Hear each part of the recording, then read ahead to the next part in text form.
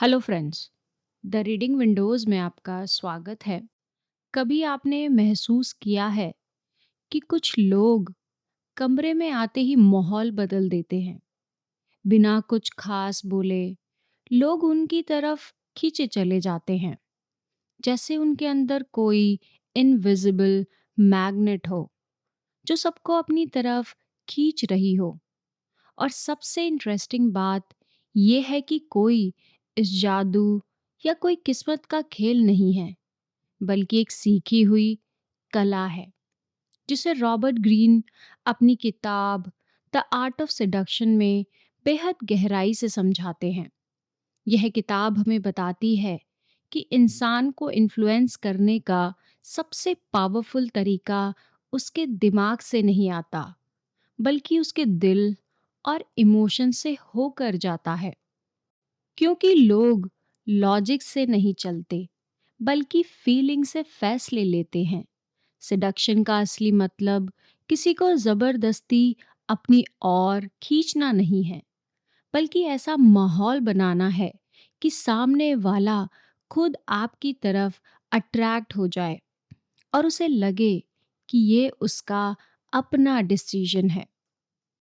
इस कला को समझने के लिए ग्रीन बताते हैं कि हर इंसान किसी न किसी सेड्यूसर टाइप में आता है।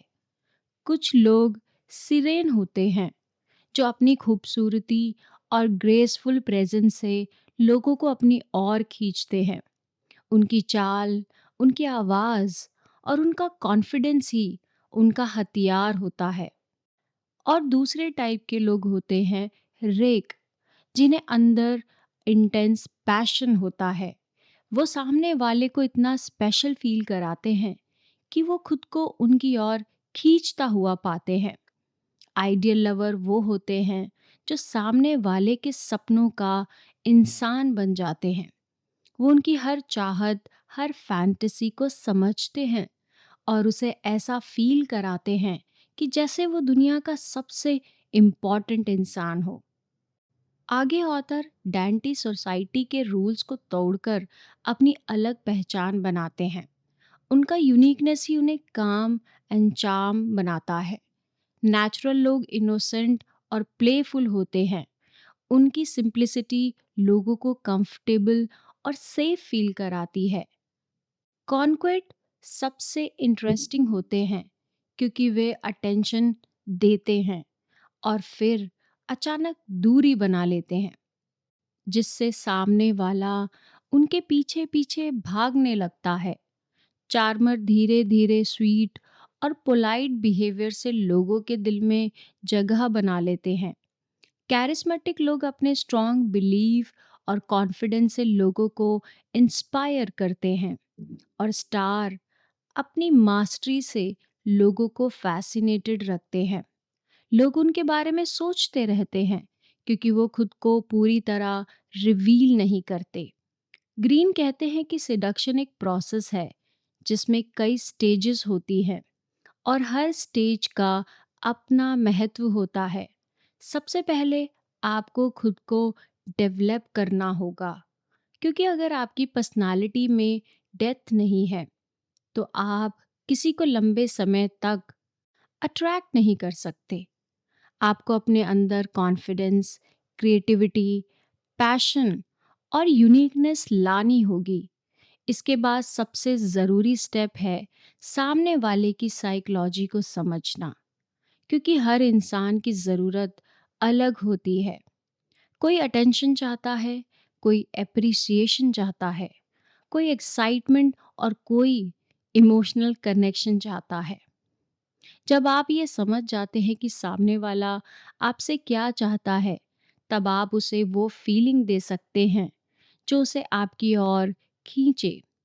इसके बाद आता है मास्टरी क्रिएट करना, जो सिडक्शन की बैकबोन होती है।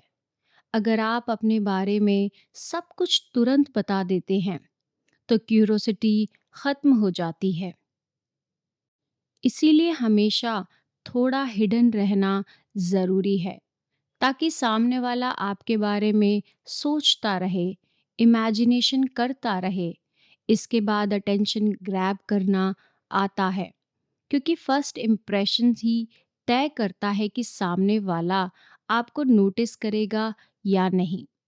आपकी dressing sense, body language, eye contact, smile और बोलने का तरीका सब मिलकर आपकी इमेज बनाते हैं। इसके बाद आता है डिज़ायर क्रिएट करना, यानी सामने वाले के अंदर एक क्रेविंग पैदा करना, ऐसा इम्पैक्ट बनाना कि वो आपको मिस करे, आपके बारे में सोचे।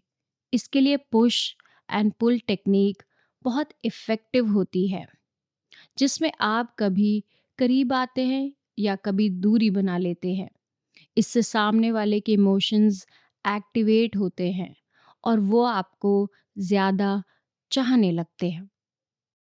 इसमें रॉबर्ट ग्रीन बताते हैं कि इमोशंस सिडक्शन का कोर है, क्योंकि इंसान इमोशंस के लेवल पर जुड़ता है। एक्साइटमेंट, थ्रिल, क्यूरोसिटी, एंटिसिपेशन, ये सब फीलिंग्स सामने वाले को आपकी ओर खींचती है। इसके साथ ही आपको हमेशा कंट्रोल में रहना होगा। अगर आप नीडी बन जाते हैं, बार बार मैसेजेस करते हैं या अटेंशन के लिए डिपेंड हो जाते हैं, तो आपकी वैल्यू गिर जाती है। सिडक्शन में हमेशा ऐसा पोजीशन रखना होता है कि सामने वाला आपको पाने की कोशिश करे। ग्रीन हमें बताते हैं कि कुछ बिहेवियर्स ऐसे होते हैं जो आपको अनअट्रैक्टिव बना देते हैं। चीज़ चाहता है जो उसे पूरी तरह नहीं मिलती। आपकी प्रेजेंस बहुत मायने रखती है। आप कैसे चलते हैं, कैसे बैठते हैं, पर्सनालिटी करना